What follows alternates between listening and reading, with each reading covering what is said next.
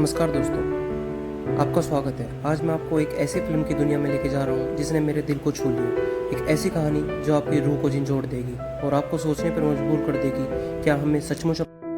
कहानी की शुरुआत होती है मिस्टर चैंग से। मिस्टर चैंग एक समर्पित टीचर हैं जो बच्चों को पढ़ाते हैं, हंसाते हैं, लेकिन उनकी अपनी ज़िंदगी की किताब के पन्ने खाली और उदास हैं। एक ऐसी उदासी जिसे वो अपने अंदर छुपाए रखते हैं। एक दिन उनकी ज़िंदगी में भूचाल आता है। क्लास में उन्हें मिलता है एक सुसाइड नोट।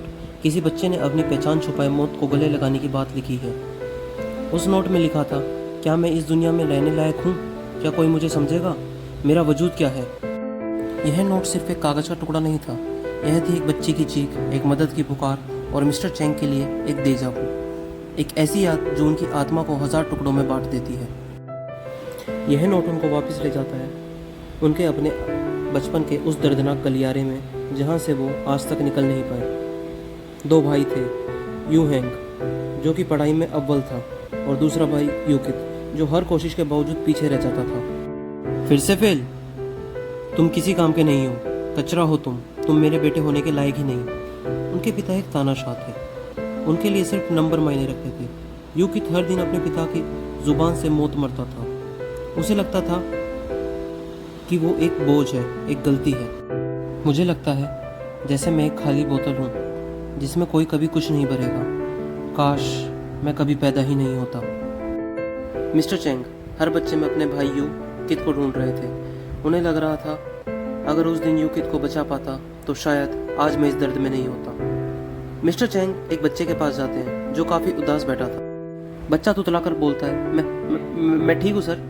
लेकिन उन्हें पता था कि जो सच उनकी आंखों के सामने था वो असल में अतीत का गहरा घाव था। दोस्तों, अब रहस्य खुलने वाला है जो आपको हिलाकर रख देगा। जो सुसाइड नोट उसे मिला था वो किसी वर्तमान के बच्चे का नहीं था। वो नोट था उनके अपने छोटे भाई यूकित की डायरी का आखिरी पन्ना। उन्होंने अपनी आंखों के सामने अपने छोटे भाई को खो दिया था। पिता के अत्याचार, पढ़ाई का दबाव और बड़े भाई की चुप्पी। यूकित ने हार मान ली थी और यू हैंग आज तक उस भयानक पल से उभर नहीं पाया। सीन वर्तमान में शिफ्ट होता है। मिस्टर चैंग उस बच्चे को गले से लगा लेते हैं। उसकी आंखों में आंसू थे, लेकिन एक उम्मीद भी थी, शायद मैं इस बच्चे को बचा लूंगा। उनकी भाई की मौत ने उन्हें सिखा दिया था कि चुप्पी सिर्फ दर्द बढ़ाती है। अब वो उस बच्चे को बचाना चाहते हैं जिसमें उन्हें अपना भाई दिखाई देता है। मिस्टर चैंग उस बच्चे से कहते हैं, देखो उदास होना ठीक है, लेकिन तुम अपने आप को अकेला मत समझो, मैं तुम्हारे साथ हूँ।